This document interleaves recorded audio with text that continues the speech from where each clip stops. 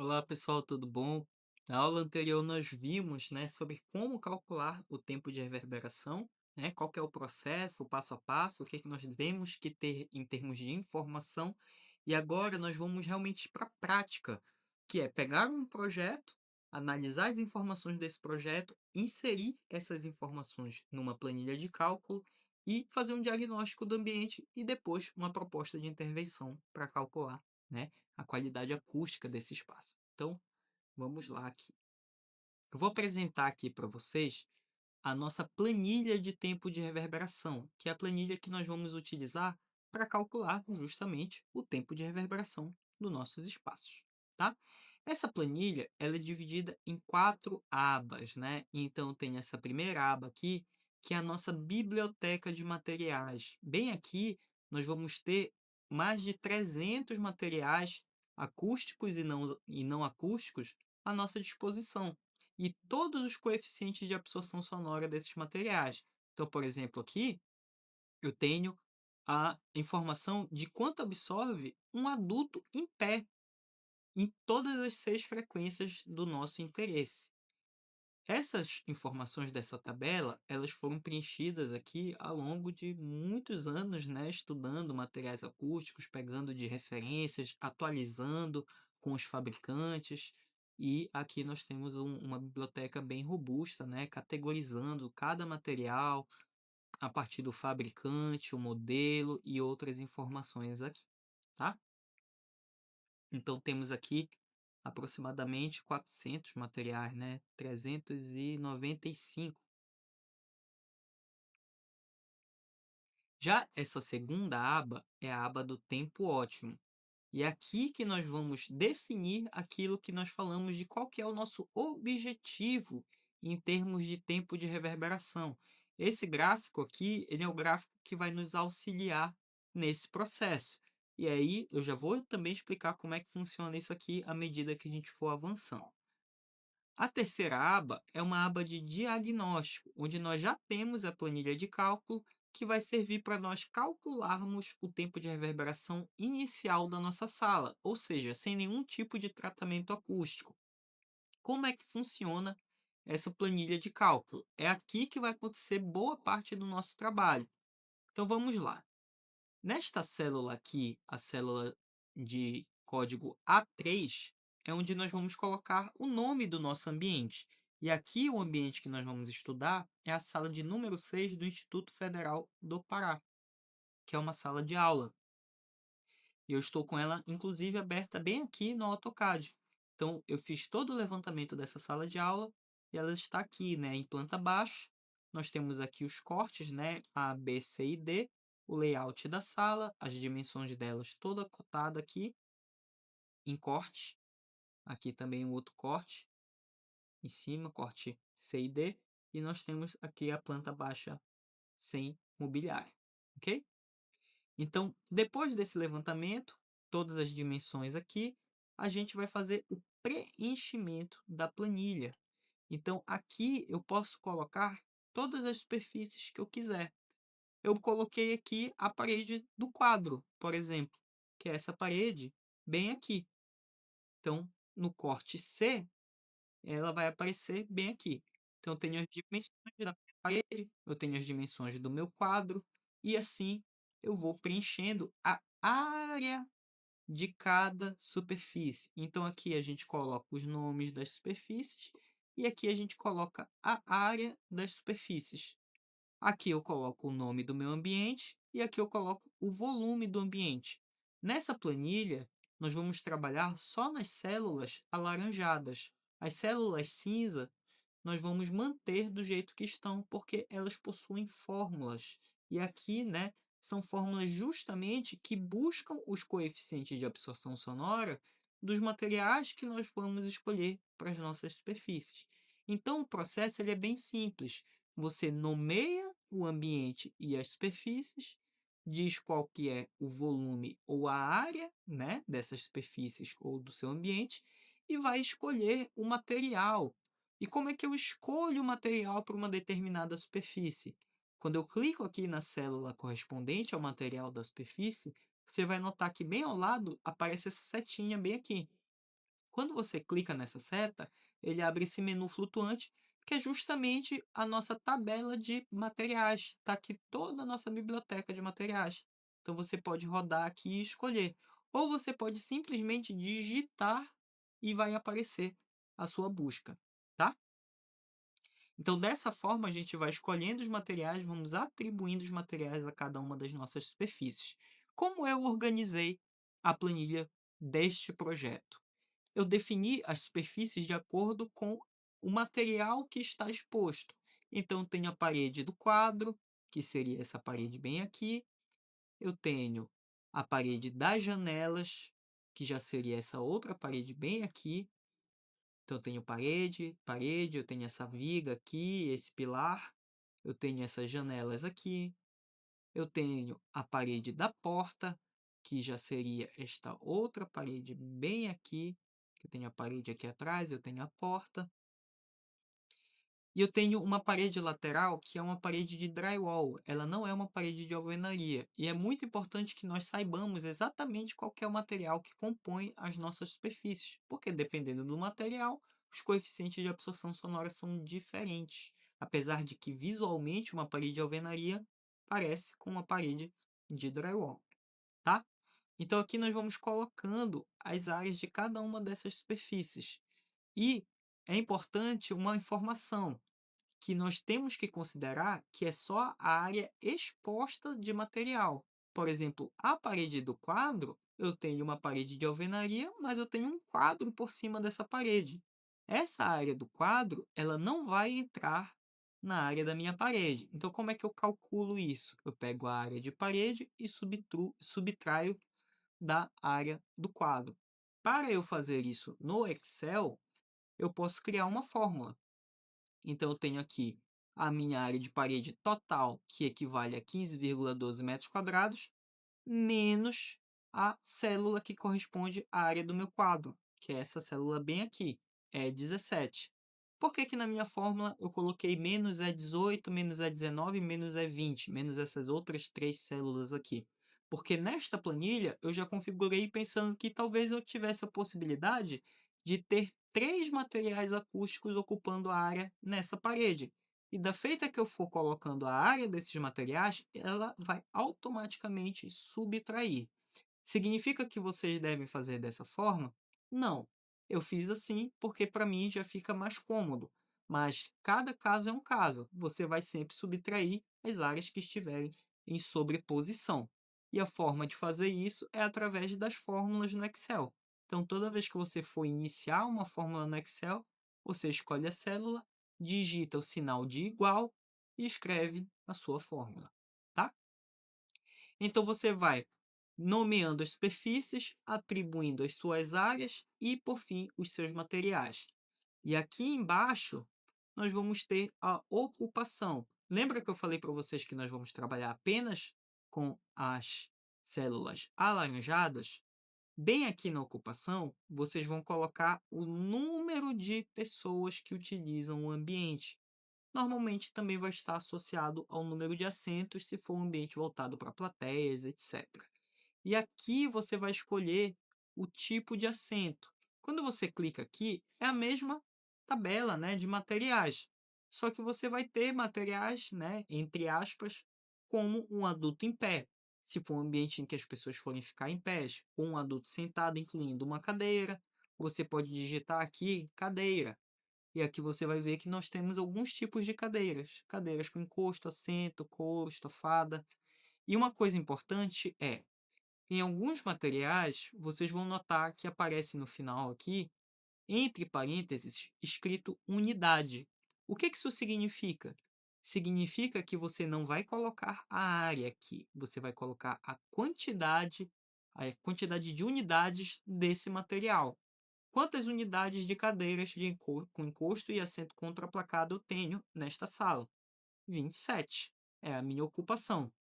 Ah, professor, mas isso acontece só com as cadeiras? Não. Acontece, por exemplo, com as nuvens acústicas, que são aqueles elementos suspensos. Algumas nuvens são ensaiadas em laboratório, por exemplo, essa nuvem da Trisoft aqui, de 1,20 por 1,20, ela foi ensaiada e o seu coeficiente de absorção sonora, ele é por unidade e não por metro quadrado. Então, toda vez que você for trabalhar com material que esteja aqui no final escrito por unidade, você não vai colocar a área, você vai colocar a quantidade, tá bom? E assim, gente, à medida que você vai preenchendo a planilha, os resultados vão aparecendo aqui embaixo nesse gráfico. Essas duas curvas vermelhas aqui representam para nós o tempo de reverberação da nossa sala. E essas três curvas azuis aqui representam o tempo ótimo de reverberação e os seus limites, para mais ou para menos. Mas como é que eu defino qual que é o tempo ótimo de reverberação? Eu sei que eu vou usar esse ábaco aqui, mas eu não sei como. Então é agora que nós vamos falar sobre isso. Como é que eu faço isso? Você precisa saber duas informações. A primeira é qual o volume da sala. Isso você já calculou. E a segunda é qual a função da sala. Isso com certeza você já sabe. No nosso caso, nós estamos trabalhando com uma sala de aula. E aí nós vamos procurar neste ábaco aqui qual que é a função de uma sala de aula. Então vocês estão vendo aqui que esse ábaco, ele tem um eixo vertical, que refere ao tempo ótimo de reverberação em 500 Hz, e ele tem um eixo horizontal, que é o volume da nossa sala em metros cúbicos. Nós precisamos associar o volume da nossa sala em metros cúbicos com alguma dessas curvas azuis aqui que são referentes à função do espaço. Então, eu vou procurar qual dessas curvas mais se assemelha à função do espaço que eu estou projetando. Se eu estivesse projetando, por exemplo, uma sala para concerto, seria essa curva bem aqui, tá? Então vamos lá. Voltando para a nossa planilha aqui, que nós já calculamos o volume da sala. É um volume de 89 metros cúbicos, aproximadamente 90 metros cúbicos. Então, eu vou dar um zoom aqui na planilha e vou procurar 90 metros cúbicos. Está onde? Está bem aqui. 90 metros cúbicos bem aqui. E aí vocês vão ver que existem duas retinhas aqui, uma vertical e uma horizontal, as duas bem vermelhas para dar destaque. Você pode movimentar essas retas e posicioná-las onde você quiser para te ajudar a definir o tempo ótimo. Então essa vertical eu vou usar para marcar o volume da minha sala. Então eu vou encostar ela bem aqui no 90 metros cúbicos, que é o volume da minha sala de aula. Já essa segunda reta aqui, a horizontal, o que que eu vou fazer com ela? Eu vou posicioná-la exatamente onde a minha reta vertical encontra a curva que corresponde à função da minha sala. Então vamos procurar aqui. A gente está fazendo um projeto de uma sala de aula. É um estúdio de rádio? Não. É um cinema? Também não. É uma sala de conferência. Por quê? Porque não é nenhuma dessas outras funções aqui. Não é um estúdio de rádio, não é ópera, não é sala para concerto, também não é igreja. O que mais se assemelha a uma sala de aula é uma sala de conferência, porque as pessoas estão ali para se comunicar. Então, eu vou pegar esta reta horizontal e vou posicioná-la exatamente onde acontecer a intersecção entre a reta vertical e a minha curva da função do ambiente, que é neste ponto bem aqui. Então, quando eu colocar bem aqui, ela vai se encontrar num ponto aqui da minha do meu eixo vertical, que corresponde ao tempo ótimo de reverberação. Então, neste ponto bem aqui, nós temos aqui 0,4, essa retinha aqui, e aqui nós temos entre 0,6 e 0,4. Aqui seria 0,5. Então, o nosso tempo ótimo ele está entre 0,4 e entre 0,5. Então, eu vou considerar que o nosso tempo ótimo de reverberação em 500 Hz é 0,45 segundos, tá? E onde é que eu coloco essa informação? Novamente aqui na nossa planilha de cálculo, aqui ao lado, vocês vão ver que bem aqui tem uma célulazinha laranja correspondente ao tempo ótimo de reverberação. Aqui eu coloquei 0,48, tá? Vou até mudar aqui para 0,45 para ficar mais preciso. Então, quando você muda aqui o tempo ótimo de reverberação em 500 Hz, ele automaticamente já gera os outros tempos ótimos de reverberação para as demais frequências. Gente, esta parte aqui da planilha, ela é toda todo o processo de cálculo, passo a passo, a planilha vai calculando cada um dos passos aqui para chegar no tempo de reverberação, tá bom? Então, bem aqui agora está o nosso gráfico. Novamente, curvas vermelhas, o tempo de reverberação do nosso ambiente, e as curvas azuis representam o tempo ótimo de reverberação, essa curva central aqui, né, nesse azul um pouquinho mais destacado. Esse azul escuro é o nosso limite superior, ou seja, quanto eu tolero que o meu ambiente seja mais reverberante, e essa azul bem clarinha é o meu limite inferior, ou seja, quão menos reverberante o meu ambiente pode ser para que ele também não seja desconfortável por excesso de materiais acústicos. Então, gente, a gente acabou de fazer o diagnóstico da nossa sala. Aqui a gente consegue ver que o ambiente está extremamente reverberante em relação ao que ele deveria ser. Estamos aqui com tempos de reverberação que vão de 2,5 segundos a quase 3 segundos e chegam ali nas altas frequências em torno de 1,75 segundo aproximadamente, em 4.000 Hz. Então, nós precisamos usar materiais acústicos em todas as frequências aqui para trazer essas curvas aqui para baixo. E agora nós vamos ver como nós fazemos isso. É justamente nessa planilha aqui, que é uma cópia da anterior, da de diagnóstico, só que é aqui que nós vamos construir a nossa proposta. Então, eu vou preservar aqui, né, todas as nossas áreas, e aqui embaixo eu vou começar a inserir os meus materiais acústicos.